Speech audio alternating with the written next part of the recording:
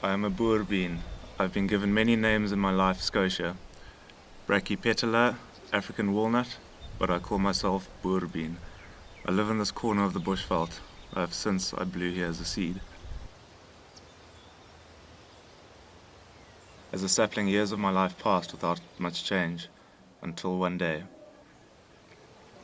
I'd seen many animals pass by my branches, but it was not until the year 1831 that man decided to stay. At first, the pattern followed the other species I've borne witness to, but soon they began to change everything. Trees give their branches for birds to nest, their pollen for bees to spread, their leaves for food, but the humans wanted more. And they wanted it fast. They lit fire to the hills that surrounded my valley. As the flames raged, I watched as it consumed my home. As the wind blew, it carried the flames closer and closer to me. I bid my last goodbyes to the bush, and then it stopped. The fire finally died, taking with it many of the inhabitants of my surroundings. The bush changed overnight. A new animal, not native to this land, took over and lived in the fences made by the humans. Life continued for many years, but nothing was like before. However, slowly I noticed the cows began to disappear. I did not expect what came next. An impala returned. I almost could not remember the name. It had been over 120 years since I last watched them pass. And then, more impala came, and they were not the only ones. The animals were being restored to their home, and my home began to return to the way it had looked when I first pushed through the dirt and caught a glimpse of the small corner of the bush where I would plant my roots. This homecoming brought me peace. One day, after years of calm with the returned animals, it all changed again. The kings that had been slaughtered returned to the shade cast by my branches. Their return brought me joy, which is something I cannot say for the other inhabitants, but their return restored the natural order to the bush.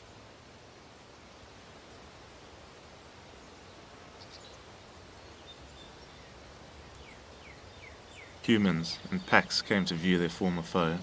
Though alarmed at first, their habits were very different than before. They celebrated the animals and allowed them to live their natural lives.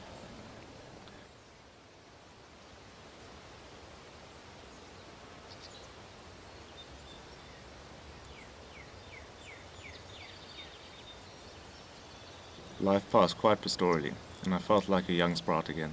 As the lions prospered and grew, my life was about to take another turn.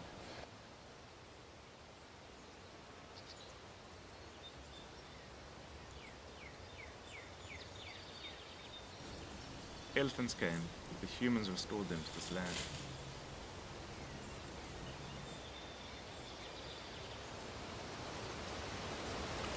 These enormous creatures live most of their day in the deep bush, but in the afternoon they venture into the open, where I laid my roots. The people enjoy their curiosity and size, while my life once again was in danger.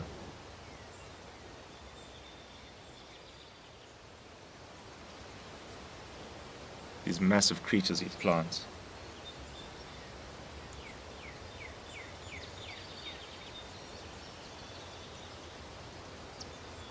Lots of plants.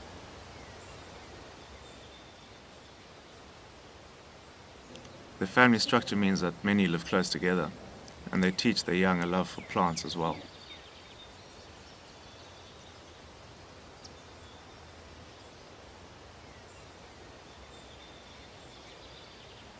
Each afternoon they pushed out from the bush into the valley, and each afternoon I quivered in fear.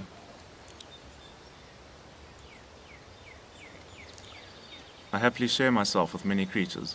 Insects, birds, and even some large individuals use me for food. I can part with a few leaves.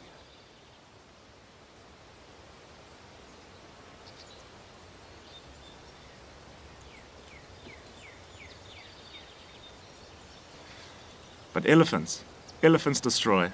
I watched as they rip limbs off neighboring trees and used them for toys. One afternoon, it was my turn. The huge creatures thumped towards me, and I bid goodbye to my home. I watched my family mutilated in the short time since the elephant's arrival, and now it was my turn to live this similar fate. Shadows of my fallen family haunted the bush, their limbs torn off to leave exposed dead trunks. As the last few minutes of my life passed me by, I watched as the elephants stop at the tree before me and begin their mutilation. However, on this day help came from an unlikely source, the very thing I have feared since the sapling would be my savior. Humans placed boxes of bees beneath my limbs. As they did, the great giants retreated. The elephants feared the stinging insects. I was safe. I fluttered to the spot more than a century ago. My view has changed many times.